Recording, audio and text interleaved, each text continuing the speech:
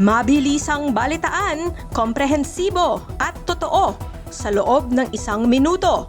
Simula na ang Diskurso Tidbits. Bongo at Vitaliano Aguirre naghugas kamay na sa pagkakasangkot sa drug war ni Digong. Umpisa na ba ito ng pagkambyo ng Team Duterte?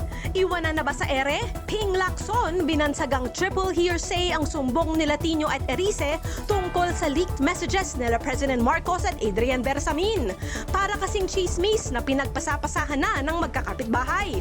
Agree ka ba kay Lacson?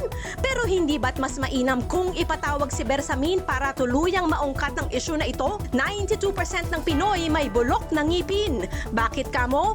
Bukod sa poor hygiene, kulang na kulang din tayo ng mga dentista. Sa katunayan, may isang dentista lang kada 53,000 na Pinoy. Napolcom nilinaw na hindi pala kailangang instant kulong pag nasangkot sa aksidente.